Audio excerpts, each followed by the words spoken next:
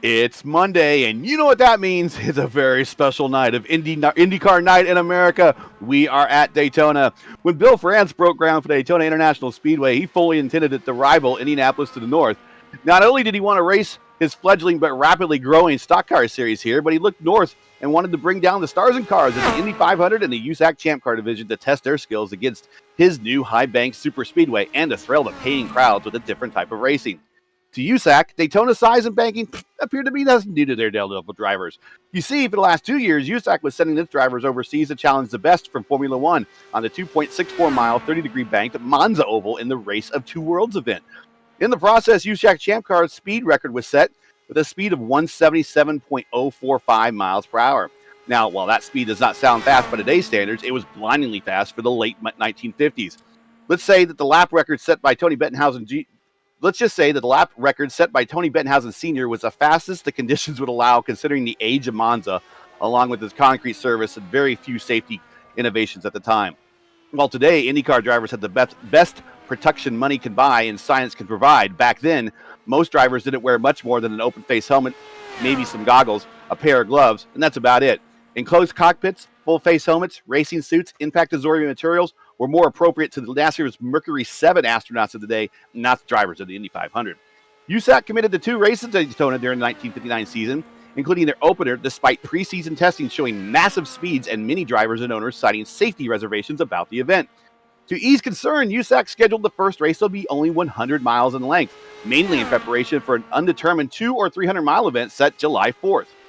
1958 Indy 500 pole sitter Dick Rathman was the fastest first-day qualifier for the event and won the pole at the speed of 173.210 miles per hour. Alongside him was his brother and future Indy 500 winner, Jim Rathman. Second-day qualifier George Amick was the overall fastest with a speed of 176.887 miles per hour. A total of 27 cars were entered, but only 20 lined up, a far cry from the normal 30-plus car lineups the series usually sees. After dropping out of the race at lap 5, Bettenhausen Sr., the man who still holds the fastest closed course lap in a Champ Car Roadster, said he would never turn another lap in a Champ Car at Daytona ever again, saying, "One mistake here, and you're done." Bettenhausen's words turned out to be prophetic, as IndyCar and NASCAR history was about to forever be changed. As Jim Rathman was taking the checkered flag, George Amick's blocky Roadster caught a gust of wind off of turn 2, starting to slide sideways into the Armco along the backstretch, flipping his car airborne, and then ending in a barrel roll, coming to rest just shy of 150 feet from the initial point of impact. Amick, the IndyCar track record holder, was instantly killed, and along with it, IndyCar's future at the track. Despite USAC committing to a July 4th date, drivers and owners overwhelmingly said no to USAC, so USAC had to withdraw, USAC had no choice but to withdraw its intention to race. To save the date and not to have to refund hundreds of advance ticket holders, France chose to reschedule yet another July 4th race, replacing the Indy cars with his stock cars, and thus the Firecracker 400 was born. You're welcome, NASCAR. Hello again, everybody. I am Gary Gatto. Welcome to Race First coverage of Round 10 of Monday Night Indy Split, coming to you from the World Center of Speed, the Daytona International Raceway. Joining me again for expert analysis in the booth from the NHR eSports team in the Lionheart IndyCar Series is Stephen Larkamp, and controlling the cameras is the boss man of Race First himself, Matt Houston. Stephen, you first. We are purely in a fantasy scenario tonight. In reality, IndyCar has no business being on the oval. With that said, and virtually no information to go off of, how do these drivers prepare for tonight, and is it possible to predict what to expect when the track goes green? Impossible to predict is certainly the name of the game here at Daytona. A lot of people are, of course, a lot more familiar with Daytona when it comes to stock car racing, and we're used to seeing big pack racing popping up, especially since the late 1980s with the advent of the restrictor plate, which initially was meant as a safety measure to get the cars to slow down a little bit because they were going at insane speeds for the time, well over 210 miles an hour at Daytona and Talladega Superspeedway in Alabama. And it turned out to be something of a double-edged sword for NASCAR because it allowed big packs to form, and when that happened, big wrecks would happen if someone made so much as a tiny mistake. We are actually expecting to see something akin to that here tonight, but instead of restrictor plates doing the job of keeping the cars packed together, it's the fact that these cars are being wrung out as fast as they will go. And in the draft, I actually did some laps here earlier. These guys are touching speeds in the draft of close to 250 miles per hour. Easily some of the fastest we've ever seen these cars run. It's a fantasy scenario, and some will be a dream. Others, it might be a nightmare. Believe it or not, the track record that was set during this initial event here back in 1959 actually stood as the overall track record for 7 years until NASCAR driver Curtis Turner beat it in qualifications for the 67 Daytona 500. By comparison at the time, and to put speed into better perspective, the pole speed for the 1959 Indy 500 was 145.908 miles per hour. It wasn't until 12 years later in 1971 when cars were purpose-built to run at high speeds, and finally the Daytona mark was exceeded at the Brickyard. How fast would Indy cars be today if they race at Daytona? We'll talk about that later in the broadcast. But it's going to be a fun night. Even though all the data tell us that IndyCar race on the oval would be a disaster, I would be remiss not to point out that last Saturday, a 250-mile Velocity Online Racing IndyCar Series League event here completed this whole race, the complete distance, without a single caution lap in an IndyCar race. Can the top split repeat that feat tonight? We'll see. Stand by in the garage area. It's time to go racing. With that, it's time to look at tonight's starting lineup from Daytona. Joao Romanov will start his number 21 machine on the pole position with a time of 37.436, blazing fast pace around here. Alongside him, our good friend Dakota DeMaig will be starting that number 24 machine alongside him. Robert Malechka III and AJ Musselman, two figures in the Lionheart series, will be rolling off third and fourth. Jorge Varela and Jacob Otter, that S is apparently silent, will be rolling off in position number 6. Alexander Van de Sant, who had a good run going at Dover on Monday night, only for a bad strategy called end his chances, will roll off 7th alongside Nick DeGroot, the resident racing journalist. Brandon Lichtenberg, the guy behind Arca Break Weekly himself, will be rolling off P9 alongside Thomas Geisler, another old friend of the show, in the number 20. Brandon Traino, the man himself, the multi-time iRacing Indy 500 champion, will roll off 11th alongside our Monday night star for the last little while, Christopher Demerit, in the number 1. Matt Powelski will be 13th alongside another star of the Monday night shows, Pablo Diaz-Francis, in the number 6. Tony Schowen, another Lionheart regular, rolls off 15th alongside Gonzalo Romero. Diego Pareño will be 17th alongside Tony Pizarro in 18th in the number 11. Samuel Fontaine and Dylan Moskowitz will round out your top 20. AJ Green, Polo Hernandez, Adriano Fraporti, John Silva, Christian Marcelli III, and Alexandre Gon will round out the 25 drivers taking the green here at the World Center of Racing for some of the fastest racing you will likely ever see at this historic speedway.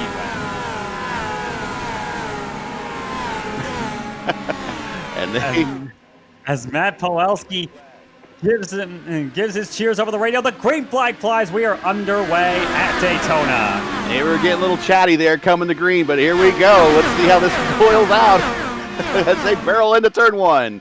A good start for Joao Romanov. He's gotten up a good gap. Of course, that's liable to change at any given second.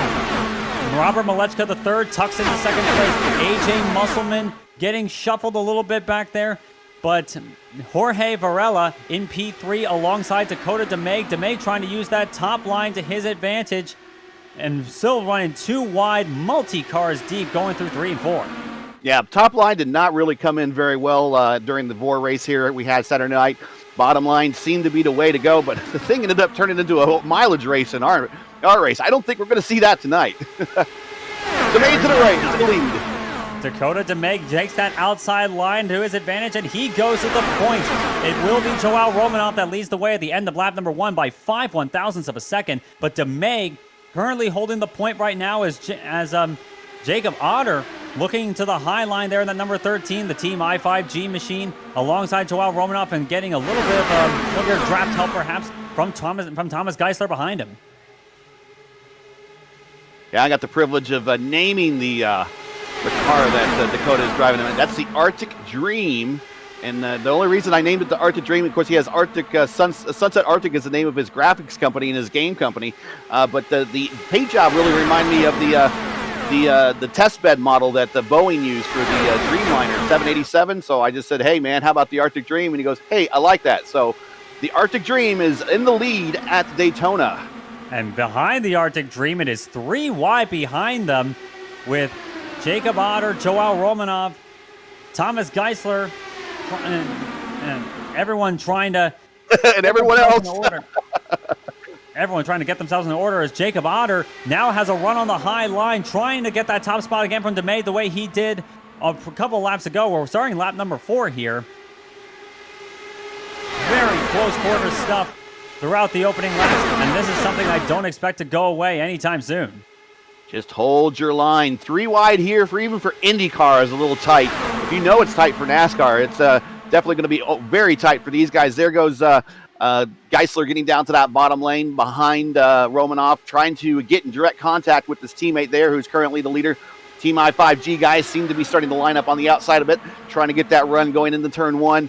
So it's like everybody's together. No one's really starting to separate. There might be a small separation about mid-pack, but nothing that the draft can't compensate for right now as they're heading down the backstretch. Yeah, this is very much looking to be the name of the game. Tire wear is not as big a concern here at Daytona as it would be at other tracks. Even Zero. None whatsoever. Tire wear, we need to worry about tire wear on Saturday night. Very definitely not. And with the track temp even cooler than it was that night, I have a feeling that it's going to be even less of a factor. No one's going to be worried about that. It's just going to be fuel that they're worrying about. Track temp is currently 79 degrees, whereas ambient temp is 78. So that's just knowing you. Here is the fastest lap, not to cut you off. Pizarro, 2:42.768. That would be a new track record at Indianapolis, Fontana, or Michigan in one of these things. Gil DeFerrin would be proud of that. That would actually break the closed course record set by Gil DeFerrin at Auto Club Speedway in a champ car in and I think it was in 2000. Yeah, that's a 21-year-old record. Yep, that would break it. It was 241.428 at Auto Club Speedway. Well, then it was California Speedway. But we've just seen it broken here tonight. Maybe we'll see it broken again here later on. But for now, everyone seems to be getting themselves into some semblance of order right now. Everyone just taking it easy on their equipment, even if the temptation is very much there to make moves work and get yourself some track position. It can turn very much into one of NASCAR races here, except for the fact that you obviously can't touch anybody in these cars, or else you're not going to have a good time. Well, we did have some folks in practice experimenting with bump drafting. I think you can kind of get away with it in these things, but it's kind of agreed upon that it's just poor etiquette to be doing it, especially in these cars that really don't like any type of contact at all whatsoever. You really don't need to do the bump drafting. It's a little aggressive even in these cars, so hopefully these guys all are under gentleman's agreement not to be bump drafted. And another thing they also want to consider as well is the netcode issue. We've seen it before several times over the last few weeks. Netcode incidents, they're the silent killer in these cars. And even if it doesn't look like there's any contact at all between the two, the computer will register it as such, unfortunately, due to a bit of lag popping up. So that's one thing that all these drivers have got to be wary of. Of course, these guys have certainly gotten used to it as well. I see a lot of names here tonight that have made their name in the IndyCar on the iRacing service. And speaking of which, one of them, it's none other than Brandon Trano who is picking up spots. I've seen him making moves. Oh, big slip. Currently up to currently battling for a top 5. Yeah, trying to make a move there, get the draft off Dakota and try to slingshot to the outside. He's going to get halfway there, maybe a wheel out in front, probably leaves that lap even, but it's not going to pull his car enough out in front for him to drop down quite yet. He is almost there. Yeah, all he needed to do is here clear, and he would have pulled that car down right in front of Dakota. 2:43.255. We're going with the fastest purple lap so far. We're getting faster. Getting faster, and hopefully the trend stays that way. Here it is. Here's a big one. Demerit, 2:47.547. 2:47. Wow. They call this the World Center of Racing for a reason. This track in many ways is one of the kings of speed in the world of racing, period, not just in North America. And if IndyCar ever were to race here, which of course would be crazy in real life, as many people would agree, this could well be what we see, and I personally enjoy it, even if the end results of a mistake would be catastrophic. But keeping an eye on Jacob Otter up there in the number 2 machine. He's had a few runs at Dakota to make. He's now tucking in behind him. She's trying it again. Get another slingshot. I don't think it's going to quite work. I know what he's trying to do. I don't know if he's going to be able to quite pull it off in terms of completing the pass, going 3 wide with his own teammate. Matt Pawelski, the number 15, looking to the high line. He almost ran into the back of him, had to take evasive action and run way up close to that safer barrier. Nothing serious happening there, but that may have hurt Otter's chances of trying to get up there on that run. Of course, we're only working lap number 12 out of 50 here. We are far from over tonight, and with the pack running as close as it is, we're far out of opportunity. Yeah, he's trying that, dipping down, getting into the draft behind the maid, coming out of turn 3 and 4, down into the quad tri-oval area, trying to get that run. He might, like I said, might just get him at the line, but he's not going to be able to pull that pass off in order to get in front and lead the train. Right now, the fastest line is still the low line, kind of the same place where we were when we were here last Saturday for the Velocity Online racing race, but we probably need to put that somewhere in the, if people want to get a good comparison, put that in the description or maybe in chat somewhere, a URL of that race, because these guys, after a while, we started turning down the wick because we realized we couldn't go so fast because there were no cautions coming, so everyone had to pit under green, so there was really no way of doing anything other than saving gas after about the first stint. That certainly is not the way that you would want to race here at Daytona. Here, though, it would seem like that would be a bit less of a concern. With 50 laps, there is a set window where most likely drivers are going to come in. It would likely be around between lap 20 and lap 30, as we usually see here in the IndyCar. We can get up to 30 laps under green flag conditions in clean air. 3 wide for P2. Looks like Geisler's got underneath Romanoff, and he's now trying to get in direct contact with his teammate. Now, right now, got a little bit of a bubble back to his teammate. Getting tight there into the tri-oval area. In fact, they're starting to scramble back behind. Sent people all over the track there, but that's broken up our little 2-wide running. There it is. Yeah, that's all it takes. That's all it takes. And now they got to get reorganized and get a second group going and try to get a run back up on the leader. Very smart driving by everyone involved here to prevent that from being a major incident, but we're 3 wide once more. Samuel Fontaine on the bottom, and Otter and Pawelski trying to make that high line work, and looks like the 2 teammates from I5G, they've gotten themselves in lockstep once more, and they're bringing the champ, Brandon Traino, along with them.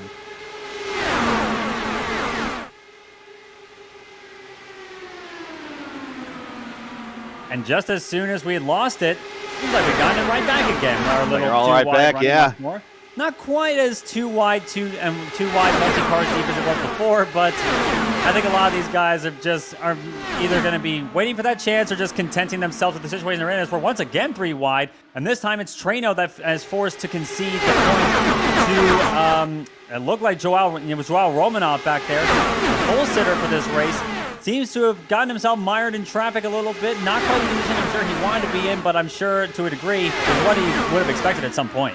Yeah, there's only so many places you can go, and like I said, this is for the most part a 2-groove racetrack. If you want to push the issue, there is that 3rd groove, and then it gets really tight for these things. But most of the time, you're going to see him run the 2 grooves, and going up into that 3rd groove, it gets really tight. And there you see Speaking right there, the 3rd groove right there, Romanoff on the 3rd groove going into turn 3. Romanov up high, but he's got little assistance back there. Doesn't have the draft help that the 2 I5G entries in front of him have, and he has to tuck back in line there. Doesn't quite have the momentum.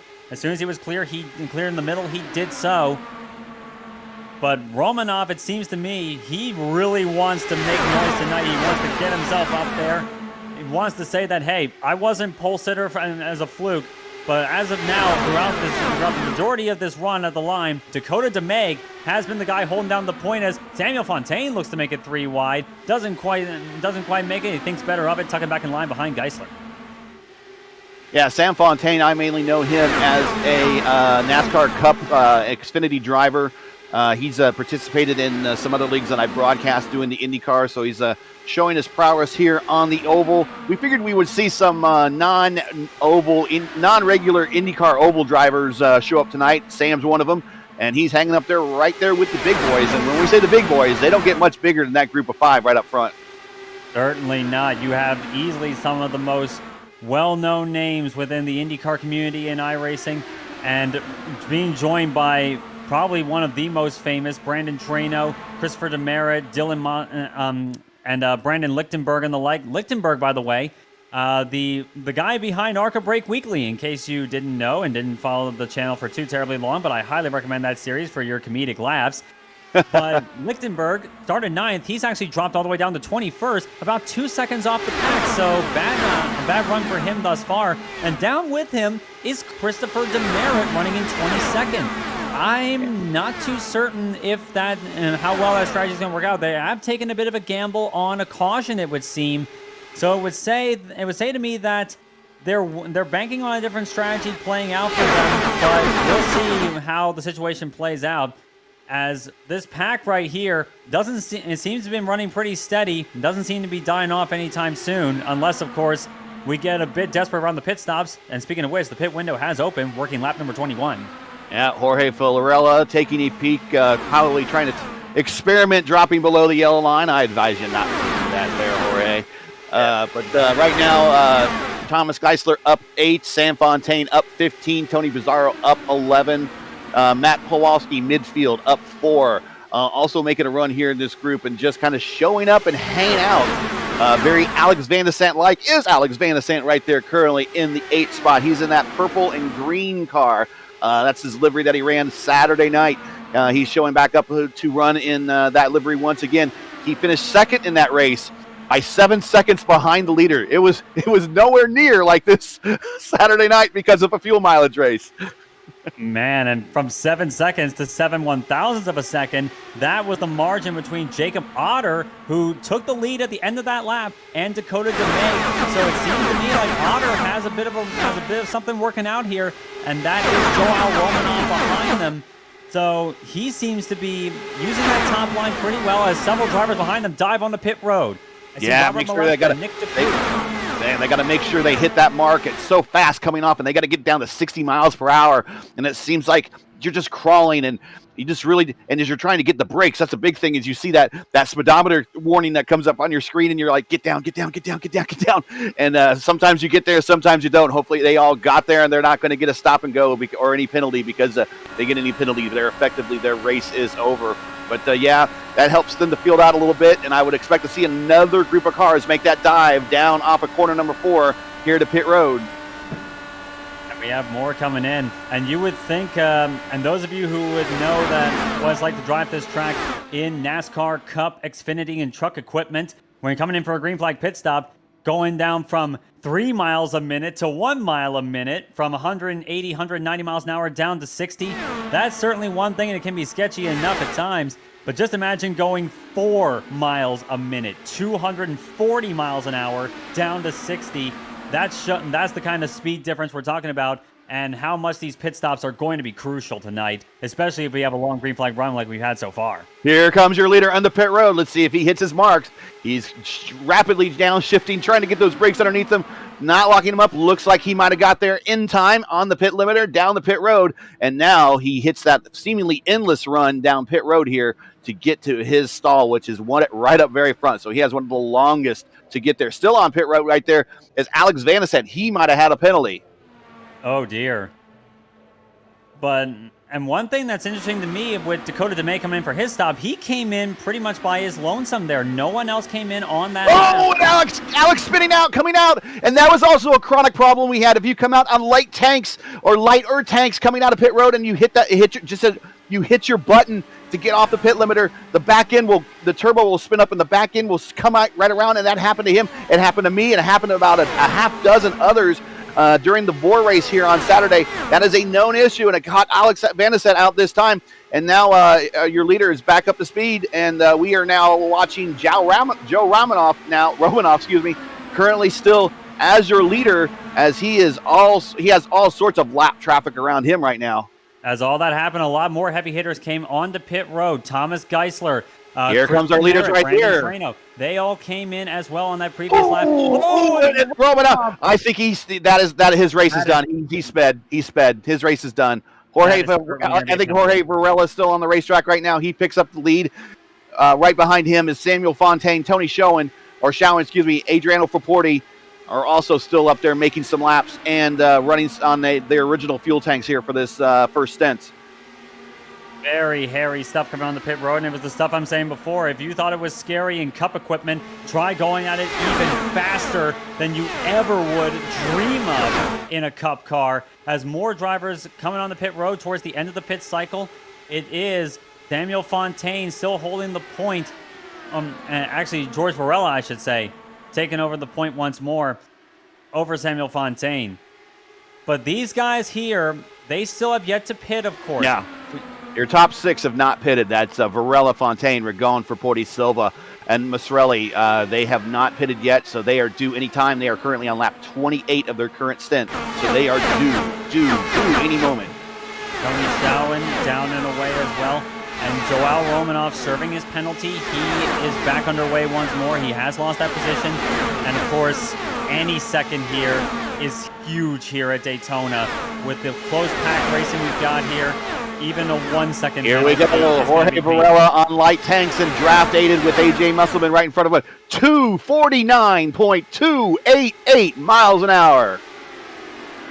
Man,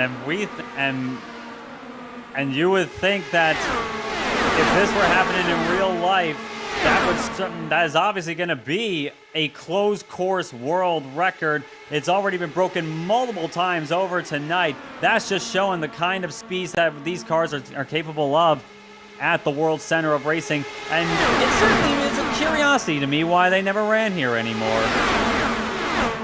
I think if they ever return, we'll probably see them on the road course. But remember, these cars don't nearly have the boost and the horsepower that they had in the late 80s, early 90s. I hypothesize that if IndyCar ever returned here in the late 80s and early 90s, look at them tighten up there. That we would behind them, and the number 9 of Van de Sande got on the apron trying to get by Samuel Fontaine, as Fontaine now comes on the pit road for his stop. All right. I hypothesize that they probably would have got to 250 here even before we even got to the mid-90s.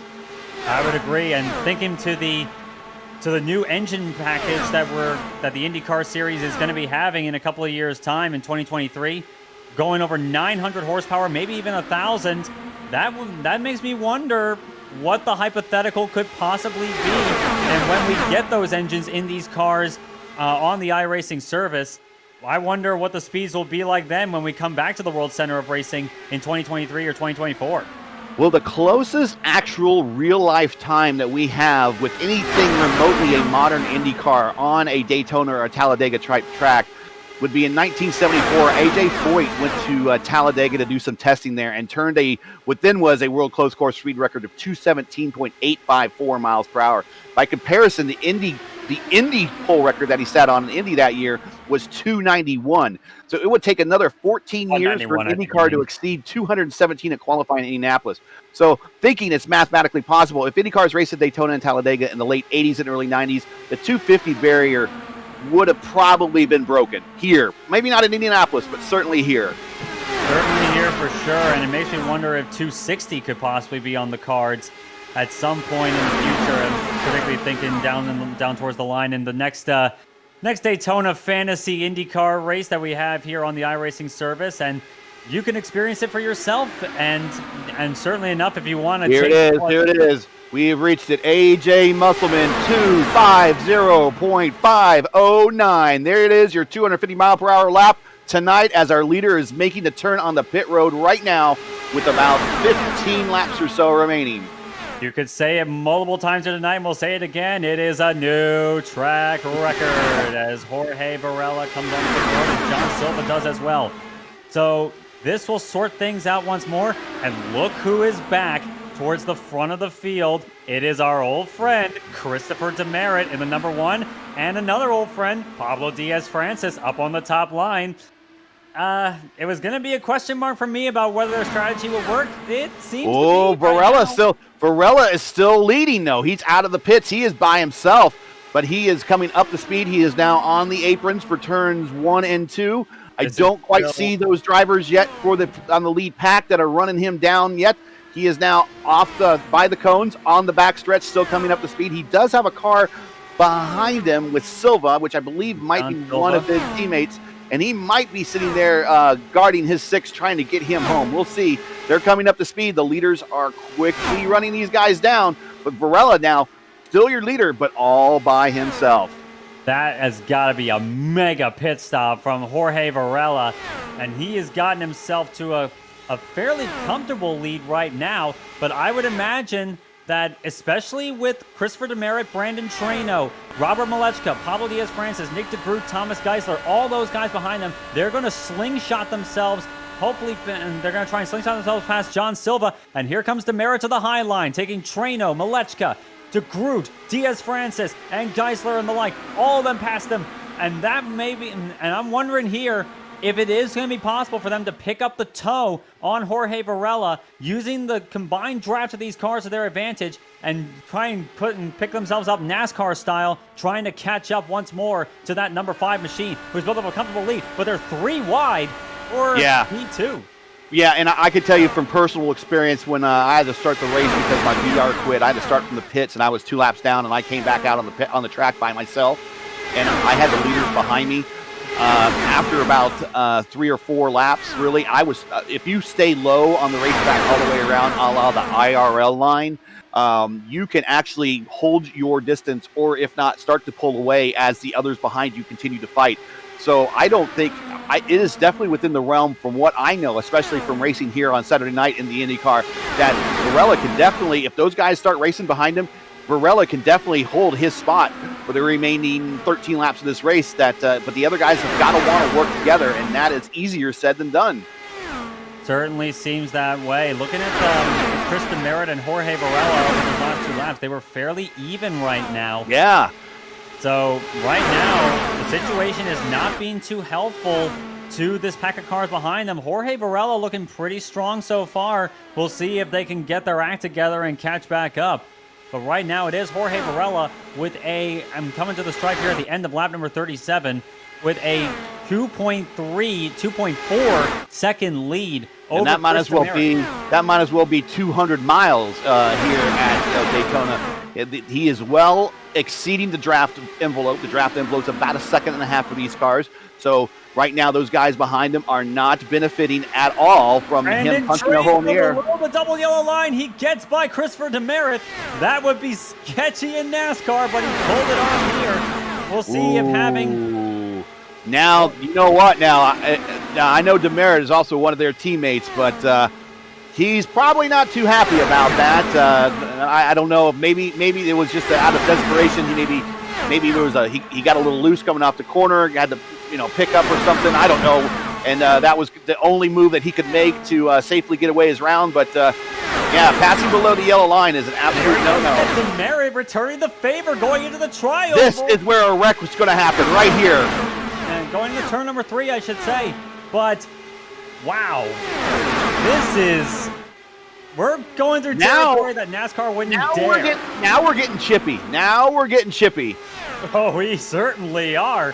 And they may be teammates, they may be friends off the track, but they are not really having it tonight. And if we're crossing that line, I can imagine there's going to be more lines that are going to be crossed. But all this is here comes PDF on the outside. He's getting a good run right there with a little help from Thomas Geisler. Dakota DeMaid's teammate there, he's pushing him as much as you could push a bubble of air around an IndyCar, so to speak, but he is trying to help PDF there on the top line, and right behind him is Geisler, and right behind Geisler is his teammate, Dakota DeMaid, who led that entire first stint. He's working his way back up here. And the guy who is smiling from end to end in his crash helmet through all of this has got to be Jorge Varela. The gap is now 2.5 seconds. Oh, there was an incident towards the back of the field. I saw someone. Caution! Oh! Just when Jorge Varela was hoping we would go caution-free, the caution is out. I did see someone squirming back there and trying to pick out who that was. It's Adriano Fraporti. And I have Kristen, the number 22, actually, Matt Massarelli. He was up with the leaders there right around the time we were having the exchange and pit stops, but I'm kind of catching him here on the apron. He actually just kind of had to avoid. He just kind of had to avoid it. I'm not sure what happened there. Took out one of the i5 cars. Yeah, what happened there? Do you see what happened?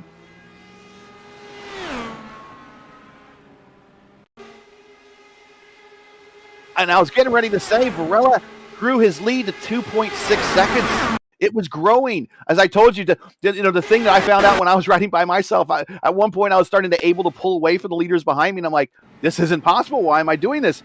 And it's because they continued to fight, and I just ran my line, which was the Indy Racing League line, which is not what they really ran here. But when we say the Indy Racing League line, it means normally it's right on the yellow or white line around the absolute bottom of the racetrack.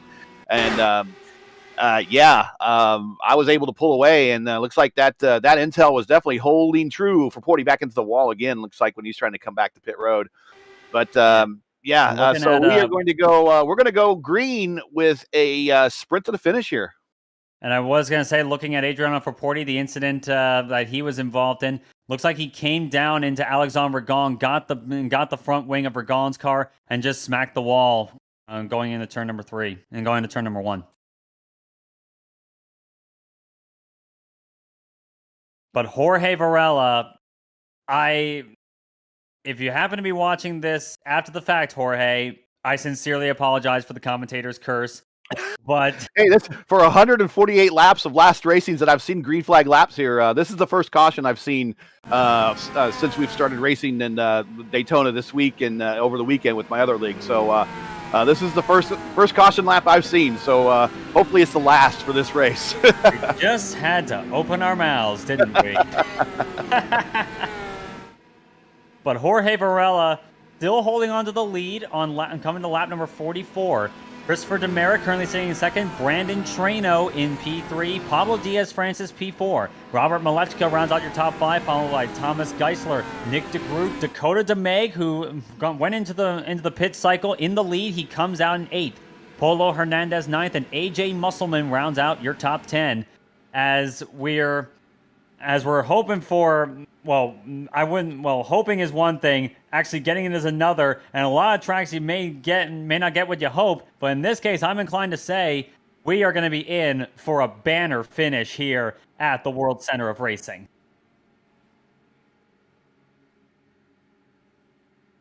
Yeah, car on the bottom there. Not sure what happened with them. They run out of fuel. That's the 25 of Samuel Fontaine, who is stopped down on the apron. Trying to see why that is the case. Yeah, so we can get an in-car and see if he's currently under power. I don't see any red around his pi readout that he just punched out there, so he's back to the pits. Yeah, he didn't. I don't see any red around his pi readout, which normally means that he has low fuel or low fuel pressure. So not sure what happened there, but he is now into the pits getting the tow, and that's going to relegate him to 25th at the moment. We are one lap to green as the leaders are making their way around. Hearing some folks burning off some fuel at the moment, but they are working their way through turn 2. And I've noticed as well. Hey, while we got time here before we go green, I do want to talk about the fundraiser that we're working on for season 2 of Monday Night Indy Fixed. Hey, we love bringing these races to you, but they're not easy and they require time and money to produce. We have brought you coverage of this season for free out of love of iRacing and our passion for the sport of IndyCar. If you're just as passionate as we are and like to see Race First coverage, the Monday Night Indy Split continue again for next season, please take time to visit our GoFundMe page. The link is in the description, and donate to our Season 1 2022 Monday Night Indy Split Broadcast Fund. Please donate and let us know what you'd like to see. Let us know what you'd like to see for next season, and let our coverage continue beyond Round 12 at Texas. We realize times are tough, so any contribution would be greatly appreciated. So thank you, and again, it's all in the description. Please take a look and contribute if you can. Getting ready to go green as we are coming out of turn 4 into the tri-oval area. Pace car getting ready to make that move onto pit road, and we have ourselves a 6-lap sprint to the finish. And I will imagine that this will be another classic Daytona finish. Of course, we don't have green-white checkers here. It's basically a one-shot at getting this done. Green flag back in the air. Jorge Varela with the jump. But wow. I don't know if that was a good jump for Varela. He probably should have allowed those cars to come back a little bit closer to him, because they're going to have a massive run on him, provided that they have his draft and everything coming down the backstretch. And here they come. They are salivating right now. They're waiting for this chance. Three wide in the turn three. 3 wide with Christopher Demerit and Pablo Diaz-Francis up on the Now, the top problem line. is they have no place to go when they get to Varela. Oh, and Malechka almost have contact with Pablo Diaz-Francis, but Christopher Demerit to the top side. He brings Brandon Trano with him, but they pull up in front of Pablo Diaz-Francis. It is Demerit to the point. Can he score another win on the Monday night broadcast? But he's got the multi-time Indy 500 champion Brandon Trano to deal with. They may be teammates, but they certainly want this win for themselves. 5 laps to go. Looking outside, Malechka into the wall. Robert Malechka the third gets the wall coming off of turn number 2. That's going to probably cost him some speed. If he breaks out of the draft, he might have himself a problem. Right behind him, AJ Musselman, and he probably had a bit of a Code Brown moment there at that particular time. Also in this mess, Nick DeGroot. Nick DeGroot in the yellow motorsport.com entry, looking for any chance he possibly can to find any sort of gap to get up to the front there. Any one of these guys has a chance at this point as we're coming to 3 laps to and close as we're working 2 and Yeah. checking my numbers here. 3.5 laps to go as we work our way down the back straightaway. Trano to the outside as Malechka gets a good run there, and he's getting help from Jacob Otter in the 13. Well, that's one of the other I5G cars kind of helping him out. I don't know if he really wants to do that at the moment. He might want to sit there and play spoiler and maybe kind of faux help, and then all of a sudden leave the guy to hang out the drive. But we're 4 wide behind coming into the triangle, 2 wide behind them. And that, if we go caution, that is the race. That is the race. That is the race. And we had Demerit as your leader, I believe. We will see if that shook out, but that is going to be your race. It is Christopher Demerit. It's going to be Demerit who is scored as just barely ahead of the number 4 of Brandon Trano at the time of caution. That is going to be, even through all the chaos, all the 3 wide racing, the winner once more on the Monday night Top Split Indy Fixed is our old friend Christopher Demerit. And I'm listening to the radio broadcast or the radio coverage, and they're just a wee bit disappointed. I think Nick DeGroot probably put it as good as anyone else. 48 laps of anticipation, only for that to happen. Again, if we got that all the way to the end, that would be a fantastic finish up there with any of the great finishes that NASCAR has seen here at Daytona International Speedway. Sadly, it was for not tonight, but I'm sure for Christopher Demerit, even if he did want it to be as close a finish with Brandon Trano as it could have been, I'm sure he's happy with the result regardless. What happened in the back there? We're running the replay. What did you see on the replay there, Matt, on the accident towards the rear? Yeah, it looked like I played it already, but it looked like Moskowitz moved up and got into Shawan. I'll get the replay going once again, but that's what I saw anyway. It looked like Demerit had about the front wing. The width of the front wing was the edge that he got. It could be closer. We'll probably, I'm sure we'll probably see many photo finishes, screenshots take place throughout the community. So be sure to look for those. I'm sure they'll be all over the place. But we're going to start off with the close one right there. It looked to me about the width of the front wing end plate. It looked to me, looking back at that incident, it was John Silva and Tony Shawan got together, and unfortunately, Moskowitz was just an innocent bystander on that one. And he is still trying to coast around with the front nose cone hanging off the front of that number 7 machine. Well, he could do that, and the meatball is probably out for him, and you have 5 laps to answer that. However, if there's less than 5 laps left in the race, you can complete the race without a penalty, and that's probably what he's trying to do right here. I don't know if iRacing will ever fix that or anything, but I don't think someone with the meatball probably should have the ability to finish the race, but, well, that's how they at least have it set up right here. So the race is done. And once more, Demerit is going to take the bus stop, and he's going to celebrate here another win here on Monday Night Indy Fixed. And this is actually on the last lap, so just a little bit of a flaunt there. And actually, I think I see another car back there going through the chicane. I think that was Pablo Diaz-Francis, actually, funnily enough. Yeah, Musselman got the purple lap, 250.509. So he gets to hang his hat on that one for the fastest lap in the top split. 250, pretty impressive number anytime you can reach that mark. So congrats on him. And looks like Demerit here side by side with his teammate coming out of turn 4 behind the pace car. Maybe a little bit of a team photo moment here.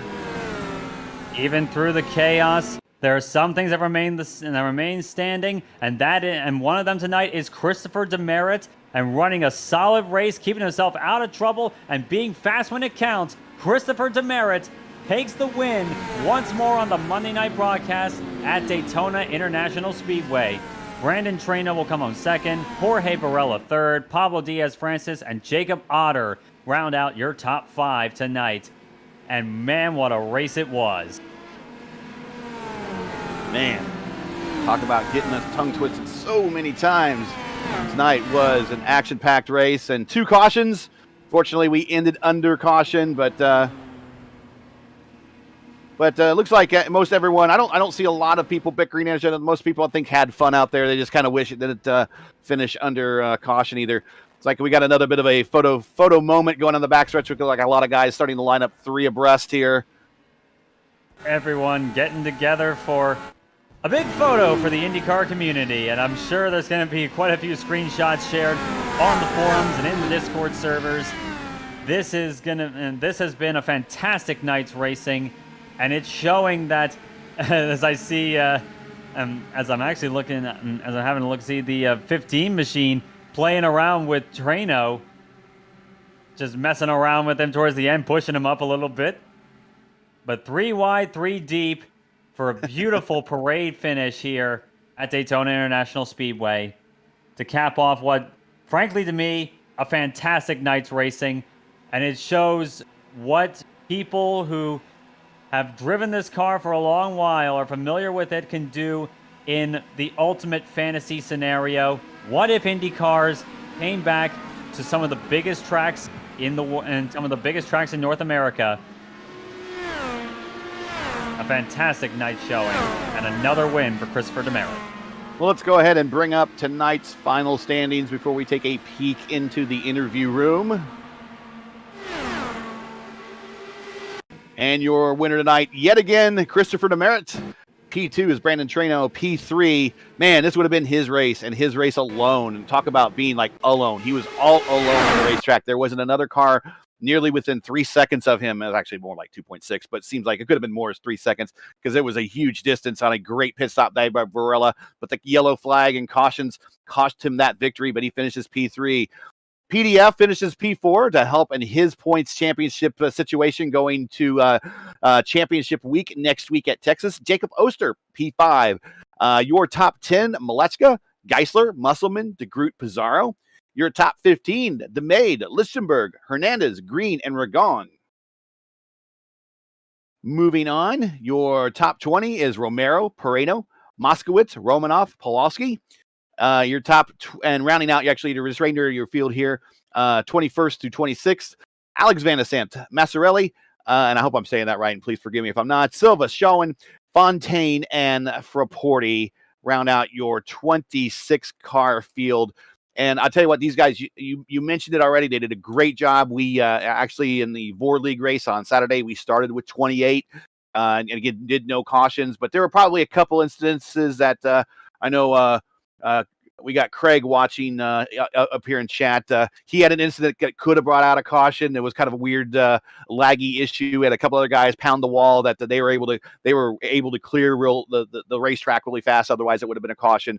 But we kind of got lucky that there were no caution. But still, we had 28 cars and managed no cautions. And these guys here, let's just say that they went the better part of a full race with 26 cars with no caution. So as we mentioned before, it just shows that these guys that have been racing these cars on this service for so long know what they're doing.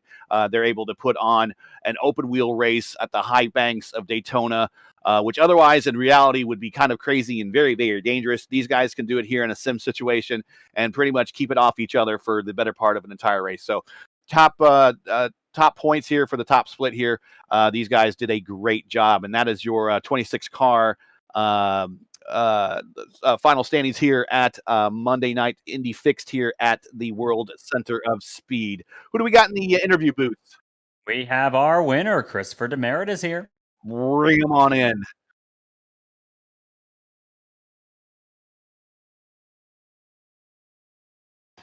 How's it going? Well, you tell us, man. How's that? Oh, How is your pulse rate right now? It's pretty good. Well, we had a while to calm down on the caution, so that was good. But yeah, I just got like really lucky the entire time. So that's basically the summary of my race. Well, yeah, tell us about your race, because we noticed at one point that you just kind of went to the back. And we weren't sure if that was strategic or you lost the draft or something happened. And then next thing we know, we know that you're good at hitting those the cone at pit in and everything in your pit stops. Next thing we know, we go through a pit stint, and then you're right back up at the front. What was that falling to the back? Was that strategic, or did you have an incident that caused you to kind of lose track of the draft there? No, I thought they were going to wreck into the corner, so I dived to the apron and then took the apron around the corner and lost the pack. So that was that. But then Brennan was kind enough to fall back just enough for me to pull back up, and I was making my way up as they were all starting their pit cycles. So I wanted to get as far up through that pack as I could before I pit. So I gained all the track position back like right when everyone was pitting. So that worked out really well. And then, just kind of where I came out was very fortunate with the subsequent like single cars that came out. I was able to work the draft off of them and make it work. Although Jorge, I don't know what Jorge did. I have to go look at it, but we were not going to catch him. No, you were not catching him. No. I'm very you guys would all have to work together, and I don't think anyone was willing to work together by that point in the race. But yeah, you would have to work together to run him down. But I think he exited the pits with about a 2.4 second cushion, and then by the time the caution came out, he was up to 2.6. So yeah, there was no catching him. So very fortunate on you and everybody else on the field to get that caution. Yeah, it was very fortunate. And then that restart just went lucky for me also, because I meant to not have like the best restart in the world so I could build up the speed, but he kind of stayed high in 1 and 2, and I didn't want to let the bottom open, so I ended up taking the middle out of the 3 wide, and that ended up being the right spot to be. So, and then the caution came out the right time, so I just kind of like happened to be in the right place at the right time many times during the race. But I'm glad that Trina and I could get a 1-2 either way. So that was good to see. Let's talk about your teammate. He put a move on you below the yellow line going into turn 3 at one point. In the very next lap, it's kind of the Rick Mears, Michael Andretti situation from 91. I'll take you high one lap. I'll take you high the next lap. I'm going to take you low this lap. I'll take you low the next lap. And so in the next lap, you went low and you took the position right back. It's like, aha. Was that planned, or you were just like, come on, man, and I'm going to take it back the same way you took it away from me? That was us trying to figure out how we could swap draft with the entire pack behind us. And we were like, well, the apron's open, so I guess we'll use that. But I think we went slower somehow, so that's why we just immediately stopped, because it was not working. And I guess if you want to be technical, there is no double yellow line rule. Yeah, exactly. It's legal. So as long as you get back up and don't wreck anyone, as long as you don't force your way back up, you can do whatever you want. So. And actually, we kind of want to get it from the horse's mouth that the kind of racing we've seen here tonight, just an incredible pack run. I think obviously the closest analogy would be NASCAR racing here at Daytona. But from your perspective, what was the racing like from the cockpit? It's very chaotic, I'll put it that way. Certainly looked like. Yeah, I mean, at the beginning, everyone's more relaxed and just kind of staying in line because you can't really go anywhere. So actually, at the beginning, if you really want to, you can have some fun trying to go for the world record by falling back and then driving through everyone. Yeah, and that world record is by AJ Musselman, I should note. Okay. 250 miles an hour. Yeah, we were in our Discord, we were comparing our laps with each other at the end, but I didn't know who had the fastest one. But then, yeah, in the second half, you're just trying to be as close as you can to the car in front and not give up any space, and you basically know at any time you could just end up in the wall. So it's very nerve-wracking just to be staring at your mirror and trying to figure out if you can do anything, which you really can't really do anything. So you're almost like waiting for the wreck to arrive, and you're just hoping that it doesn't. So it's like a weird waiting torture game at the end. While we got you here, anybody you want to say hi to, shout out to, sponsors, that type of thing, for your billionth win in the row here on the top on the Indy split? Yeah, as always, I gotta shout out Team I5G, the Team I5G YouTube channel, and just I5G in general is being a fun group of people.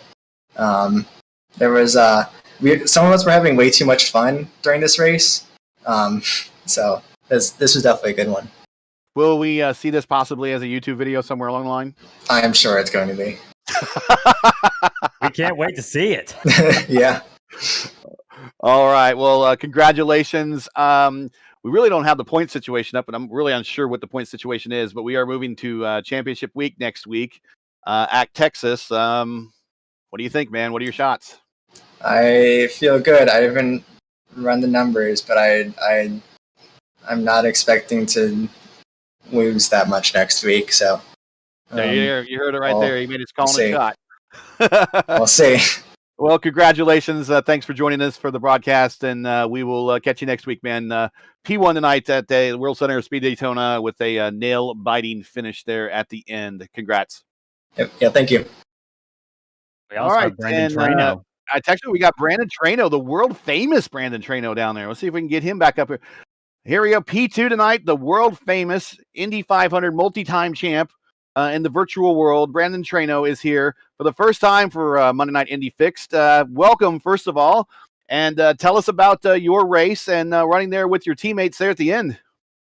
Yeah, thanks for having me, guys. Appreciate it. Appreciate all the hard work you guys done throughout the season. I've always watched your guys' streams in support of Chris. So, yeah, appreciate all you guys do. Thanks. We appreciate it. That race was pretty intense. I'm sure Chris said the same thing. There were a lot of moments I was like, why am I even doing this? But, yeah, no, it was fun. There, the end of that caution when it came out, Jorge pretty much had it. He played it really smart with the pitch strategy, but thankfully Chris and I made a pretty risky move. I don't know, 20 something to go maybe, where we shot the gap into turn one together to get 1 and 2, well, second and third. But yeah, no, all in all, it was a good race. Was a lot of fun, a lot of scary moments, but yeah, happy Chris won and ultimately won the season championship. So yeah, he's looking pretty good. Just looking at the standings right now, it is Demerit in first, followed by PDF in second place, Jesper Orman in P3, Jorge Varela P4, Thomas Geisler, our man, sitting there P5. Just a very quiet but consistent season there. P5, Adriana Pinero at P6, Will Heights P7, Rigon P8, Shadid P9, and Thomas Christensen at P10. We don't get a chance to see you very much in the fixed ranks. Is this coming a bit of a treat for you to come to Daytona, or is it just one of those things that every now and then you just got to test your mettle against the rest of the fixed field? Yeah, I normally don't have a lot of time on Mondays, but I had a little bit of time before I take holidays, so I figured I'd jump on and race with the guys and put on a show for the viewers. So. Well, you certainly did, especially going 3 wide and below the yellow line. We were wondering what was going on there, but your teammate helped clear that up for us. We thought a little bit of a one-upsmanship going on during the race, but it sounds like you guys were actually trying to use it to slingshot each other to kind of help on your cooperative speed there. So most of the time we don't see a lot of cars go below the yellow line because most of the time it's off limits, but here I guess it is not against the rules to go below the yellow line, but most of the time it's just by second nature, like, well, you know, sometimes cars don't belong down there, but we see exactly what you're trying to do. Why we have you here, I don't know if we're going to see you next week or not at Texas, but go ahead and give us shout outs. Anybody want to say hi to teammates, sponsors, anything of that type? Tell us about, for a lot of people that might be watching, tell us about your PDF documents that people can download to talk about how to set up an IndyCar. Yeah, so the guys at VRS and Apex gave me the opportunity to basically put a big comprehensive guide on how to set up the IndyCar, a little bit of strategy with like racing strategy, so racing tactics, thinking about pit stops and everything like that. But the guide's about 50 pages or so, so it's a little bit lengthy, but it's broken down into sections, so every single thing in the garage is covered in detail. It's pretty much about a page to 2 pages per thing, so tires, spring rates, ARBs, all that fun stuff. And VRS and I have actually put out a 3-part series that actually happens at Indianapolis that goes over qualifying, running by yourself with a green flag pit stop, and then for people who don't really understand how the draft works and how to like offset your car, that's part 3. So if you guys go on YouTube and look that up, I promise it'll help. There's guys who have been running this car for years that have messaged me and said, wow, I really appreciate this. I've learned some things that I never really learned. So yeah, if you guys I just go myself am actually to one of them.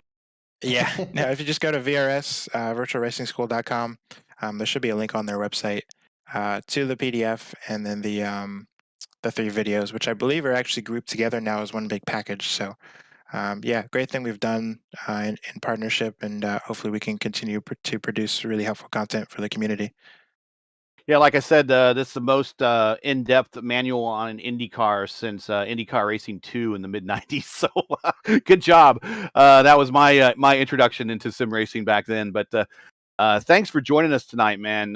Really a privilege to get a chance to talk to you, a multi-time Indy 500 champ on we got fixed and open and then the official. So congratulations on all those, of course. And thanks for joining us here tonight on a P2. And we hope to see you some more. So thanks for watching our broadcast. And we hope to see you around for some more races in the future. Yeah, thanks, guys. Again, appreciate everything you do. And hopefully I can find some more time to come jump in these races. This was a lot of fun. So yeah, hopefully I can come jump in one again sometime soon. Love to They see have it. The famous Brandon Trano P2 tonight at Daytona. Whew. Everyone catch their breath? Are we good? Everyone got their heart rates down a little bit. Oof. Makes you almost want to cover the next race. Stay tuned, doubleheader night here on Race First. Any closing thoughts from anybody? Matt, go ahead. That was a heck of a race. It was really great having Brandon and Demerit here, and yeah, really awesome. Couldn't quite go caution free, but they did a heck of a job for quite a bit of the race, and it's pretty impressive for Demerit to get back up to the front after. Yeah. I did see it in the race control at race direction here that he had to run that apron, and really heck of a job getting back up there. So really great race from me. Steven? I would agree as well. It's rather ironic that the combination that you will never expect to see in real life puts on as good a show as it does. And honestly, the quality of the show is never really in doubt. It was just it's always the question of how much is too much of a good thing.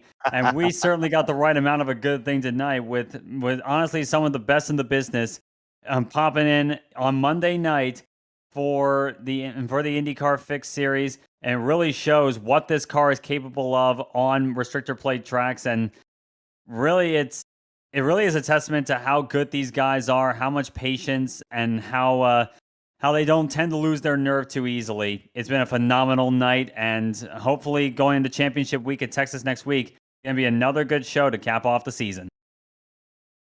Yeah. Well, go ahead. I was just going to say I agree with everything you just said there, Steven. I think it's a testament to these top split guys to put on a show like this, and it was really good. But I'll let you take off, Gary. Yeah, I just forgot what was the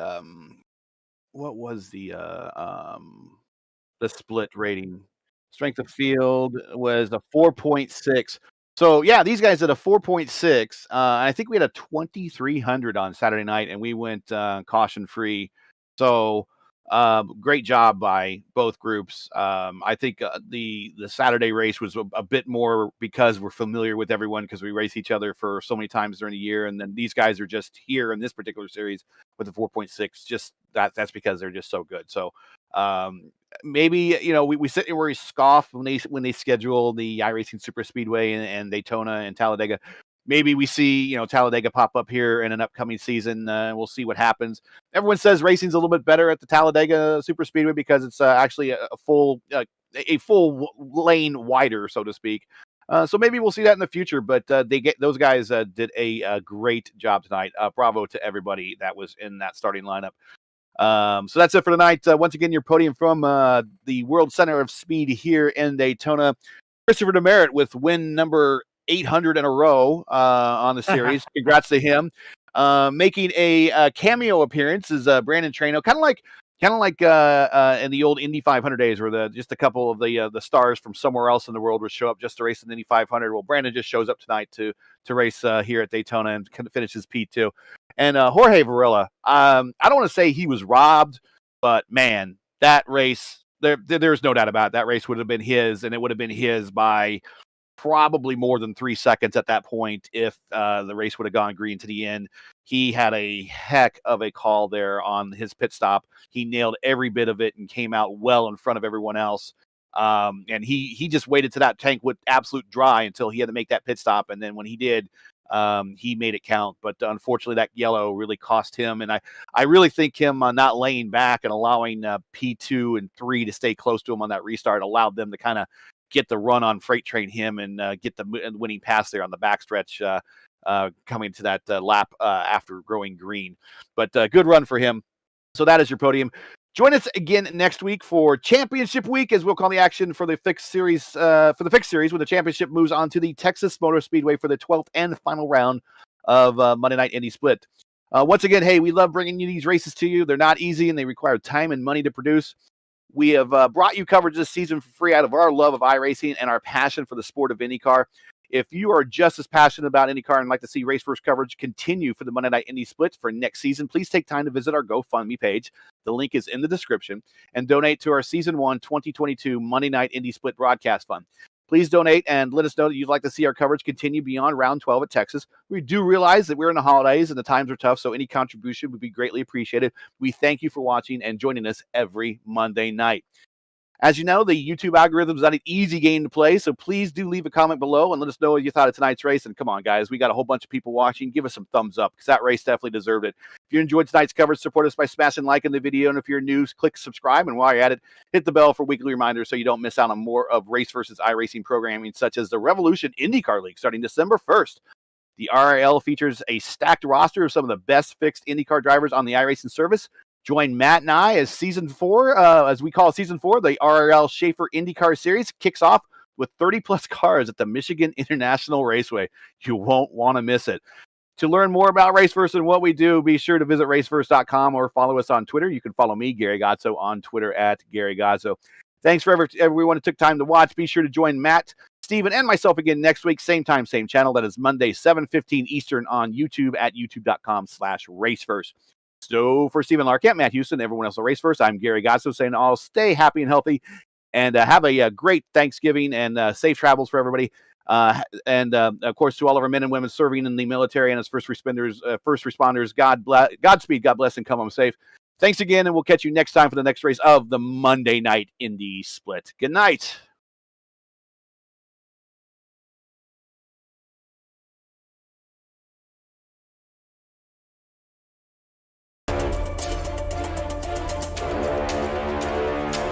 You're trying to escape from here, aren't you? I want to see how far you can make it before your head is chopped off.